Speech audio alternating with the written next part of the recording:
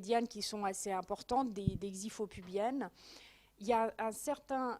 Donc il faut quand même dire que de plus en plus, en fonction de l'opérateur, si on a des arguments, parce qu'on a fait un scanner, donc si c'est une péritonite appendiculaire, il y a beaucoup de gens qui vont faire cette chirurgie en célio. D'accord, une péritonite appendiculaire, on peut faire de la célio. On peut retirer l'appendice en célio et on peut bien laver avec la célio. Pareil pour la perforation d'ulcère gastrique ou duodénal. De plus en plus, on arrive, on met un trocar et on voit tout de suite le trou à la face antérieure de l'estomac. Donc c'est facile de le suturer en célio. Surtout si ça n'a pas trop traîné, s'il n'y a pas trop de fausse membrane. Souvent les ulcères perforés, on les opère en célio. D'accord, et les péritonites appendiculaires. Mais bon, quand il s'agit de péritonite post-opératoire ou les plaies par arme blanche, ou dès qu'on a le moindre doute ou que la péritonite est très évoluée avec beaucoup d'épanchements dans la cavité intra-abdominale, où le patient est fragile et qu'il ne pourra pas supporter la célio, donc on fera une grande incision pour pouvoir tout explorer.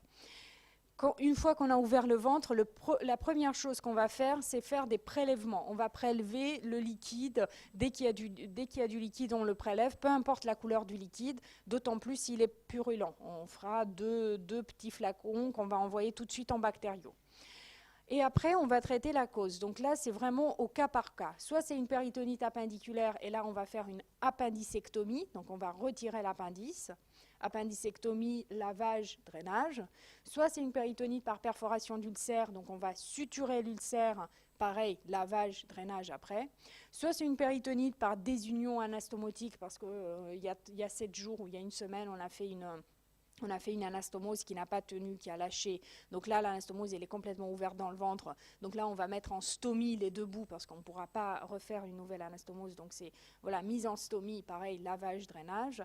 Peu importe. Donc on traite vraiment la cause, donc traitement de la cause. Pareil pour la vésicule. Il y a des péritonites par perforation vésiculaire. D'accord ? Donc pareil, cholécystectomie, lavage, drainage. Donc chaque fois, on traite la cause et toujours après, c'est lavage, drainage.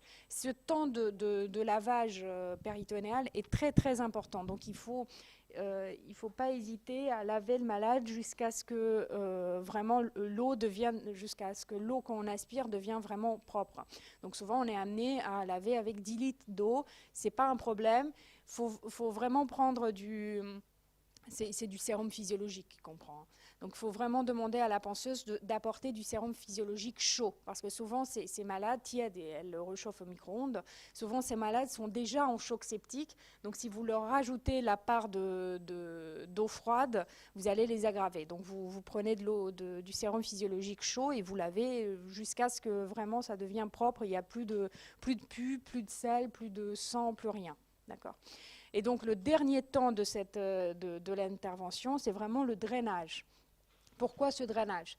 Parce que, bien sûr, vous allez laver, mais vous allez pas pouvoir tout réaspirer. Et si vous laissez encore de l'eau dans l'abdomen avec un tout petit contingent de bactéries, il y aura forcément un abcès qui va se créer. Et cet abcès va se créer dans les parties les plus déclives, parce que le malade il va rester au lit, donc c'est soit en sous-phrénique, soit dans le Douglas.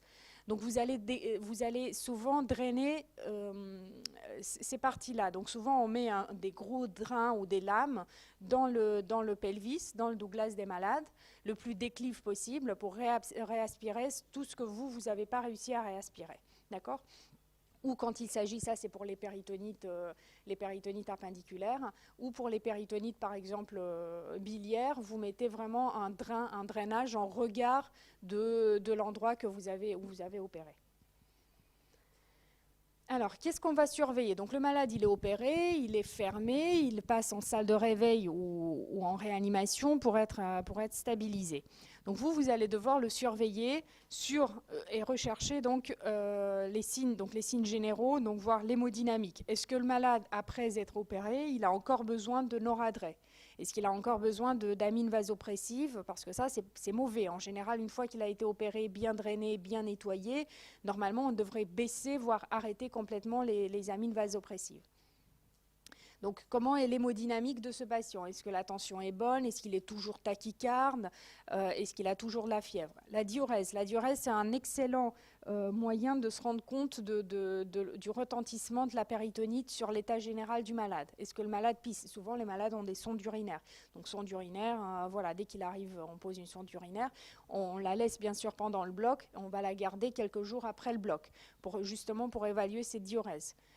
La fonction respiratoire, puisque toute péritonite peut se compliquer d'un syndrome de détresse respiratoire, et la fièvre. D'accord? Est-ce que le malade continue à faire de la fièvre une fois qu'il est opéré? D'accord? Alors les signes locaux, donc effectivement, est-ce que le malade a repris un transit? Est-ce qu'il a des gaz? Je vous rappelle que le transit, c'est les gaz. On s'en fiche de savoir si le malade a des selles ou pas. Quand on parle de transit ou arrêt, vous allez voir dans le cours sur l'occlusion, on parle de transit, c'est les gaz. C'est ça qui est le plus important. Et bien sûr, la disparition des signes péritonéaux. Donc, quand vous revoyez ces malades en urgence, en réanimation, il faut quand même réexaminer leur ventre, bon, avec délicatesse parce qu'ils ont une grosse balafre sur le ventre, mais quand même, il faut savoir si le ventre est souple ou pas. Parce que s'il continue à avoir mal au ventre, c'est qu'il y a probablement un abcès qui va se former ou qui est en train de se former. D'accord? C'est pour ça que les externes ou les stagiaires, quand ils passent dans le service, la première plainte chez nous, c'est que tous les malades sont déjà opérés, on ne peut pas les examiner. C'est faux, parce que vous ne pouvez pas trop appuyer sur son ventre parce qu'il aura mal et que vous ne savez pas trop faire la différence entre la douleur de la cicatrice et la douleur d'une complication. Mais un malade qui est en train de se compliquer après une opération a la même défense ou la même contracture que le malade qui a le ventre vierge. D'accord? Donc il faut s'entraîner à examiner également les ventres des malades opérés. D'accord? Parce que souvent, même s'ils ont une petite douleur sur le ventre, ils ont quand même le ventre souple.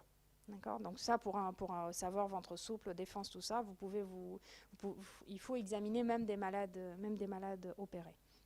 Et enfin, les signes biologiques. Donc là, toute l'importance de la NUM que vous avez fait en pré-op, le malade qui a 20 000 blancs avant l'opération, et s'il a toujours 20 000 blancs à J2 de l'opération, c'est pas normal. D'accord? Il faut voir une cinétique, pareil pour la CRP, une cinétique de décroissance du syndrome inflammatoire. Et donc, la fonction rénale, il faut aussi qu'elle s'améliore. Donc, quand vous avez opéré votre malade et que malgré l'opération, il continue à être pas bien, d'accord? Il faut savoir évoquer assez vite une complication, d'accord? Que ça soit une complication médicale ou une complication chirurgicale. Donc, soit vous avez fait une suture, par exemple péritonite appendiculaire, je vous ai dit le traitement c'est appendicectomie, c'est-à-dire que vous allez mettre une boucle sur l'appendice et que vous allez le couper au-dessus.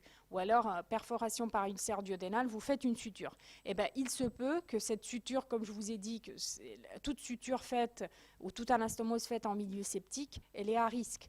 Donc, il se peut que la suture que vous avez faite sur l'estomac, dans un certain nombre de cas, elle ne tienne pas.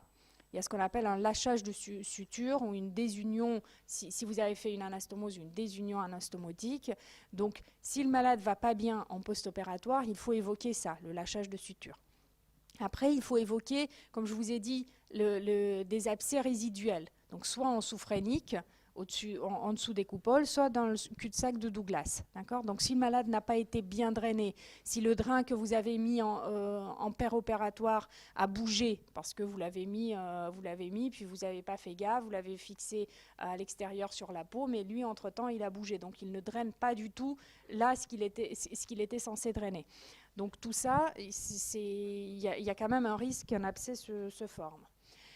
Donc, ça, c'est vraiment les complications, on va dire, très lié à la chirurgie, très lié à votre geste, et c'est un défaut technique.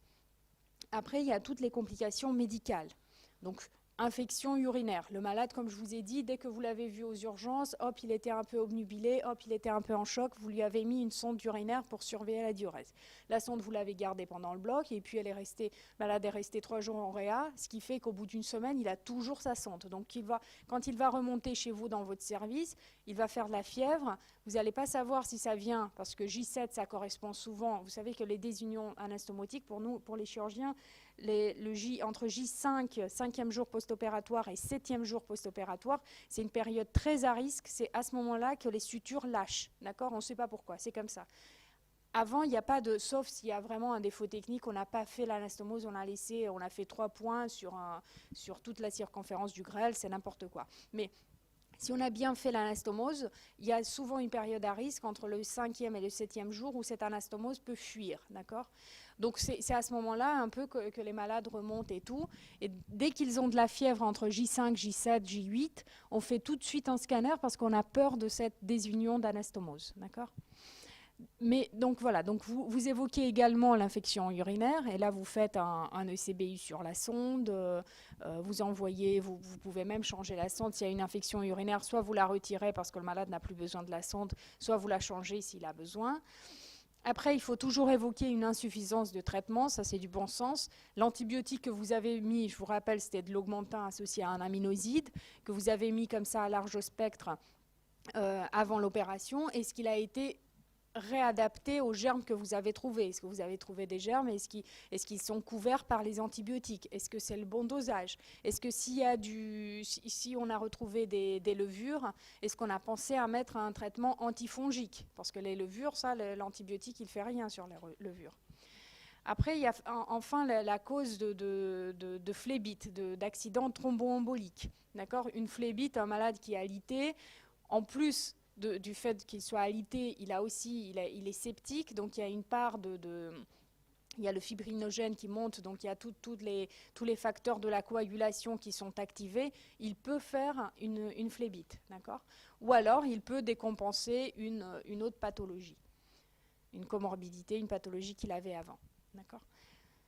Donc ça, c'est un peu les causes qu'on va évoquer dès qu'il y a une complication, que ce soit de la fièvre ou le malade qui n'évolue pas comme il devrait en post-opératoire d'une péritonite. Donc là, on va revoir un peu les points clés que vous devez retenir du cours. Donc fin de toute péritonite secondaire, parce que les primaires, on s'en fiche un peu, et les tertiaires aussi, mais toute péritonite secondaire, donc par infection ou par perforation d'un organe creux, c'est une urgence chirurgicale. Le diagnostic est toujours clinique, d'accord? Donc vous posez, l'urgentiste, il pose le diagnostic, d'accord? Il vous appelle, j'ai une péritonite, j'ai une contracture, pour vous c'est une péritonite, d'accord?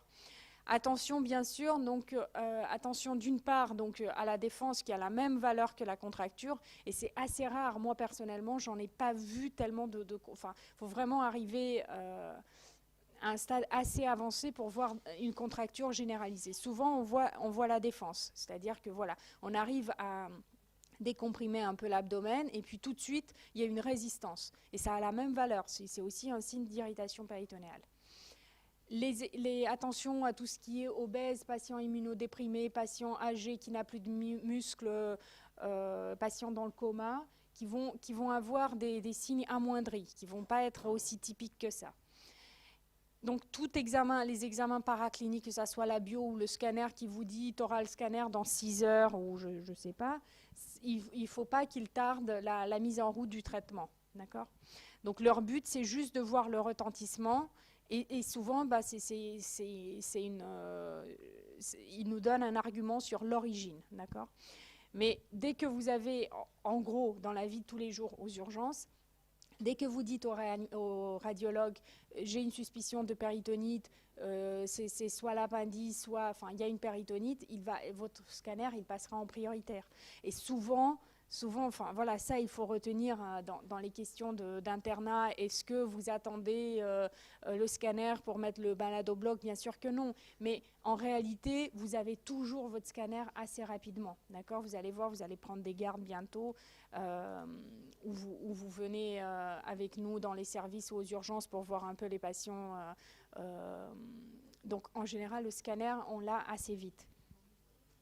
Et bien sûr, c'est beaucoup plus simple d'opérer quelqu'un si on sait qu'on part sur une péritonite appendiculaire. Vous imaginez, les péritonites appendiculaires, on les fait en célio. C'est mieux pour le patient que de se retrouver avec la grande xyphopubienne et pour finalement une péritonite appendiculaire. Donc voilà. Mais encore une fois, vous attendez pas, vous n'êtes pas obligé d'attendre le scanner pour faire votre traitement. D'accord ? Les 3 causes les plus fréquentes, c'est la perforation d'ulcère gastrique ou duodénal, l'appendicite perforée et la perforation de diverticules sigmoïdiens.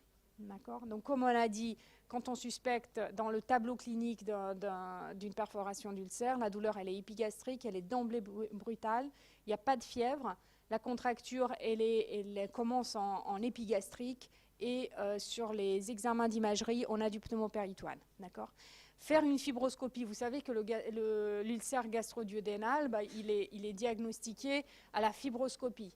Et du moment où on suspecte une perforation d'ulcère, il est contre-indiqué de faire une fibroscopie parce que vous allez aggraver les choses. Parce que la fibro, vous injectez, vous rentrez avec une petite caméra, vous gonflez l'estomac, et vous allez, s'il y a un trou, s'il y a une brèche dans la paroi gastrique, vous allez l'aggraver. Donc la perforation diverticulaire, c'est un patient plus âgé, la douleur elle est en fosse iliaque gauche, il y a surtout au premier plan, il y a des signes infectieux, le malade qui a de la fièvre, qui a une hyperleucocytose. Les signes péritonéaux apparaissent en général, sont un tout petit peu retardés. C'est jamais, même si le diverticule, il pète à un moment T, souvent. Le diverticule, il ne pète pas sur plusieurs heures.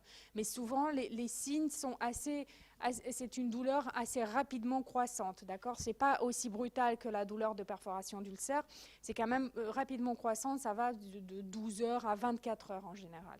D'accord ? Et souvent, ça peut être donc, elle est maximale en fosse iliaque gauche, mais c'est l'ensemble de l'abdomen qui est douloureux. Et souvent, il y a une petite part d'iléus aussi. Vous savez, l'iléus, c'est l'intestin qui est paresseux. C'est-à-dire que le malade peut être un peu nauséeux, il va vous dire qu'il a moins de gaz ou il a plus de gaz, il a plus de sel, voilà. Et ce qui est important pour la perforation diverticulaire, comme pour la péritonite appendiculaire, c'est que le toucher rectal, il est douloureux. D'accord ? C'est des signes d'irritation péritonéale. En général, le cul-de-sac de Douglas, il est très inflammatoire. Donc la péritonite appendiculaire, notre troisième étiologie, les signes débutent en fosse iliaque droite. C'est un patient jeune. Je vous rappelle, il n'y a pas de pneumopéritoine ni à l'ASP ni au scanner. Et le TR est douloureux. D'accord ? Enfin, pour tout traitement pour toute péritonite secondaire, le traitement, il y a trois volets. Il y a la partie symptomatique où il faut faire assez vite le bilan, savoir quels sont les troubles hydroélectrolytiques, la part d'insuffisance rénale qu'il a, et mettre des voies, mettre des antalgiques, faire le bilan préopératoire. Ensuite, on débute des antibiotiques à large spectre. Et en troisième, on fait le traitement chirurgical au cas par cas. On traite la perforation, on enlève l'organe perforé, sauf pour l'estomac. On ne fait pas une gastrectomie, on suture. Si c'est un ulcère, on suture, on ne fait pas de gastrectomie. D'accord ? Et surtout, on lave bien la cavité péritonéale et on fait des drainages pour éviter les abcès résiduels. Voilà. Est-ce que vous avez des questions ?